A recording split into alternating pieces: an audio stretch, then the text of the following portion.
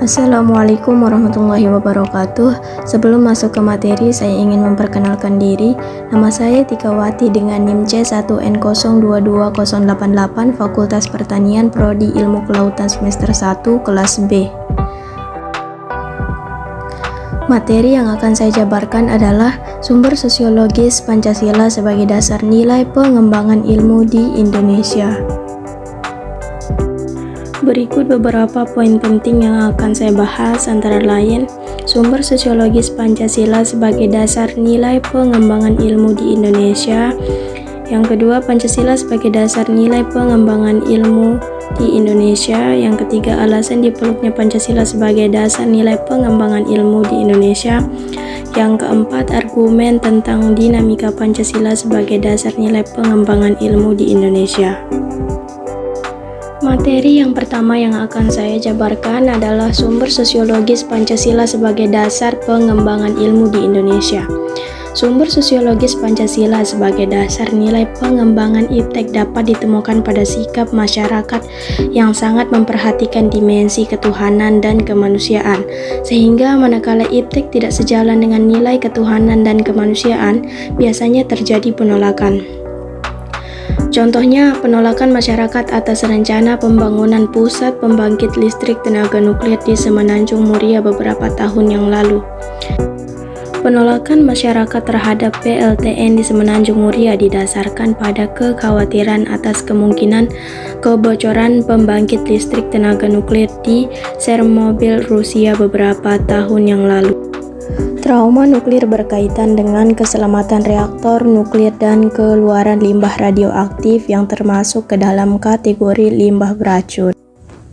Kedua, isu tersebut memicu dampak sosial sebagai akibat pembangunan PLTN, bukan hanya bersifat standar seperti terciptanya kesempatan kerja, kesempatan berusaha, timbulnya gangguan kenyamanan karena kemacetan lalu lintas, bising, getaran, debu, melainkan juga dampak yang bersifat khusus seperti rasa. Materi yang kedua yang akan saya jabarkan yaitu Pancasila sebagai dasar nilai pengembangan ilmu di Indonesia. Pengertian Pancasila sebagai dasar nilai pengembangan ilmu dapat mengacu pada beberapa jenis, yaitu yang pertama, bahwa setiap ilmu pengetahuan dan teknologi atau IPTEK yang dikembangkan di Indonesia haruslah tidak bertentangan dengan nilai-nilai yang terkandung dalam Pancasila. Yang kedua, bahwa setiap IPTEK yang dikembangkan di Indonesia harus menyertakan nilai-nilai Pancasila sebagai faktor internal pengembangan IPTEK itu sendiri. Kemudian yang ketiga, bahwa nilai-nilai Pancasila berperan sebagai rambu normatif bagi pengembangan IPTEK di Indonesia. Artinya mampu mengendalikan IPTEK agar tidak keluar dari cara berpikir dan cara bertindak bangsa Indonesia. Yang keempat, bahwa setiap pengembangan IPTEK harus berakar dari budaya dan ideologi bangsa Indonesia sendiri, atau yang lebih dikenal dengan istilah indigenisasi ilmu atau mempribumikan ilmu. Kemudian materi yang ketiga yang akan saya jabarkan adalah alasan dipeluknya Pancasila sebagai dasar nilai pengembangan ilmu di Indonesia.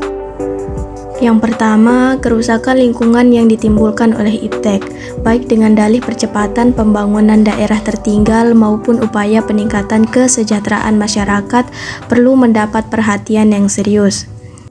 Penggalian tambang, minyak, biji besi, emas, dan lainnya di Kalimantan, Sumatera, Papua, dan lain-lain dengan menggunakan teknologi canggih mempercepat kerusakan lingkungan.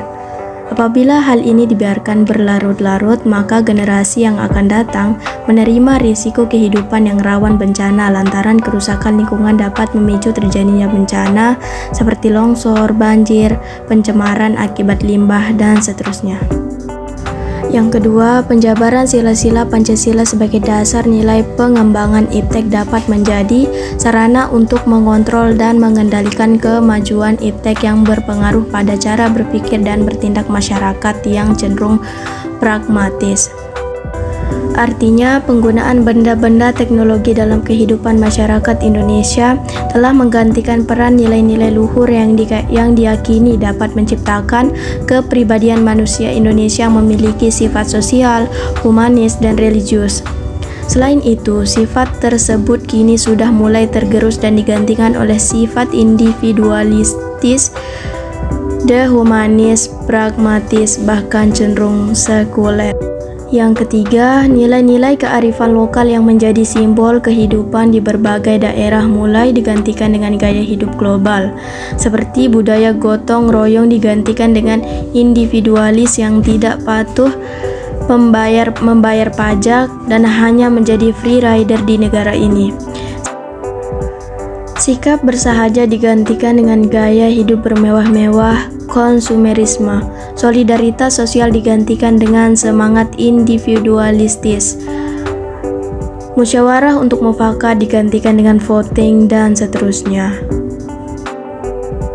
Kemudian di materi yang terakhir atau yang keempat, argumen tentang dinamika Pancasila sebagai dasar pengembangan ilmu.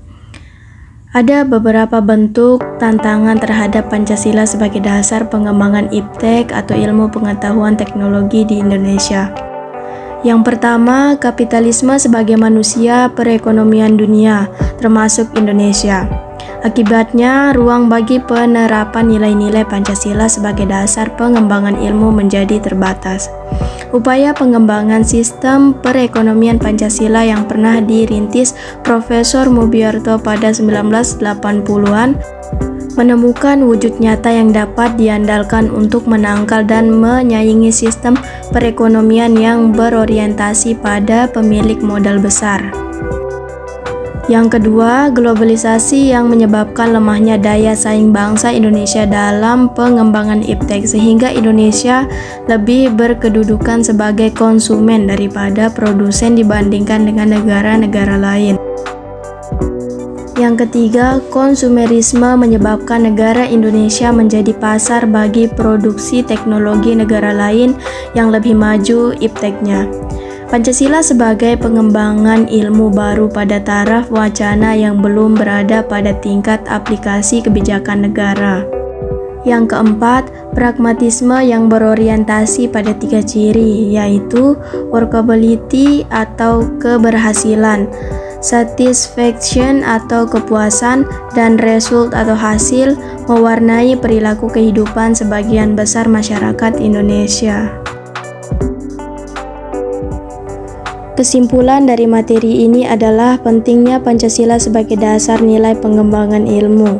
1. Mencegah warga agar tidak terjerumus pada nilai-nilai tertentu yang bisa menghilangkan kepribadian bangsa, semisal westernisasi yang berkembang pesat di Indonesia, budaya barat yang masuk, perubahan sikap dan perilaku beberapa warga sehingga meninggalkan budaya dan nilai kepribadian bangsa. Maka itu perlu Pancasila agar tidak kehilangan kepribadian bangsa. Tuntutan iptek yang dapat menghilangkan eksistensi makhluk hidup pada masa yang akan datang. Pancasila mencegahnya agar Indonesia memiliki moral untuk ilmuwan dapat pengembangan iptek. Yang ketiga dan yang terakhir, globalisasi iptek, politik barat dapat merubah Indonesia, maka perlu Pancasila sebagai dasar pengembang ilmu agar tidak hilang kepribadian bangsa Indonesia, seperti gotong royong, solidaritas, dan musyawarah. Mungkin ini saja materi yang dapat saya jabarkan. Terima kasih dan wassalamualaikum warahmatullahi wabarakatuh.